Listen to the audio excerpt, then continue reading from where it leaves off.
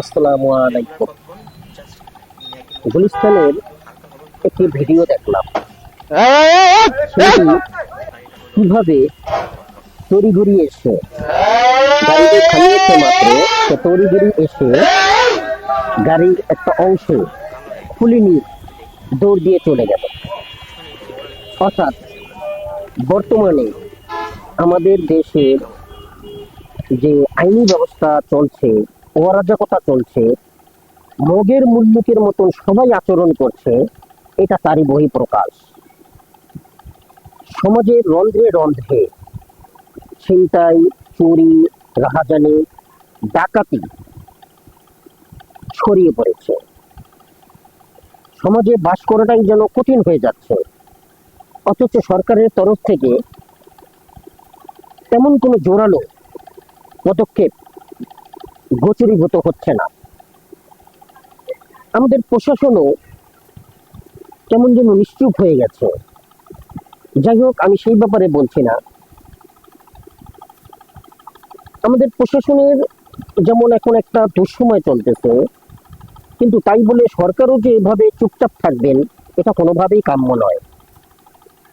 সবচেয়ে বড় কষ্টটা লাগে, একটু চিন্তা করে দেখুন, এই যে ছেলেটি এখান থেকে গাড়ির একটা অংশ খুলে নিয়ে যাচ্ছে, যখন সে দৌড় দিল, তখন এই যে প্রাইভেট কার কিংবা আরো কিছু গাড়ি ছিল, ইচ্ছা করলে কিন্তু তারা বাধা দিতে পারত, তারা চাইলে ছেলেটিকে রোধ করতে পারত। অর্থাৎ কেউ একজন গাড়ি থেকে নেমে ওই গাড়িটির সামনে দিয়ে যখন যাচ্ছে, তখন গাড়ির ড্রাইভার কিংবা গাড়ির ভিতরের লোকজন দরজাটা খুলে বের হয়ে ওই ছেলেটিকে ধরতে পারত, তাকে আঘাত করতে পারত, তাকে ধরে ইচ্ছে মতন একটা ধোলাই দিয়ে পুলিশের কাছে সোপর্দ করতে পারত। কিন্তু এই কাজটি কেউই করলো না। যেন ব্যাপারটা হচ্ছে এরকম, কিন্তু আরেকজনের গাড়ি গেছে, তা আমার সমস্যা কি? কোনোভাবে দায় সারা হয়ে আমরা চলে যাচ্ছি।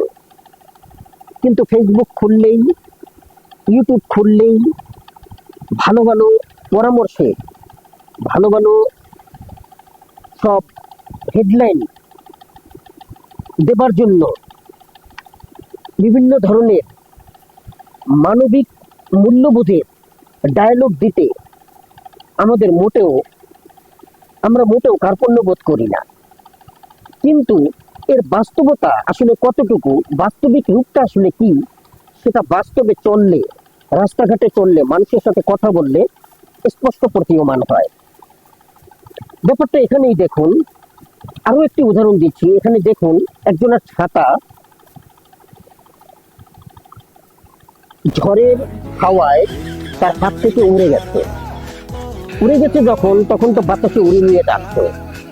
যখন একটি লোকের সামনে দিয়ে তখন তা যাচ্ছে, ওই লোকটি কিন্তু চাইলে এই ছাতাটিকে ধরতে পারত, কিন্তু দেখেন লোকটি ধরেন। লোকটি চাইলে ওই ছাতাটিকে ধরে ওই লোকটিকে দিয়ে দিতে পারতো, যে ভাই নিন, আপনার ছাতাটা হারিয়ে যাচ্ছে, আপনি নিন। কিন্তু এই কাজটি কেউই করছে না। অর্থাৎ আমাদের আন্তরিকতার অভাব। শুধুমাত্র প্রশাসন, শুধুমাত্র সরকারকে দোষারোপ করে আমরা যেন আমাদের দায়বদ্ধতা সারিয়ে ফেলেছি, বা আমাদের দায়বদ্ধতা শেষ হয়ে গেছে, আমাদের দায়িত্ব সম্পূর্ণ হয়ে গেছে, এই বলে আমরা মনে করি। আসলে কি তাই? একটু ভেবে দেখুন তো, আমরা আমাদের নিজস্ব দায়িত্বগুলো কি পালন করে থাকি? আমরা কি এইভাবে এই অন্যায়ের প্রতিরোধ করি? শুধুমাত্র সরকারের উপরে ডিপেন্ড করে বসে থাকে, শুধুমাত্র প্রশাসনের উপরে ডিপেন্ড করে বসে থাকে, যার ফলে প্রশাসন আমাদের উপরে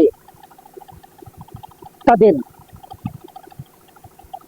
তাদের যে প্রভাব সেটা খাটাতে পারে, এবং তারা দুর্নীতির আশ্রয় নেয় ঠিক তখনই।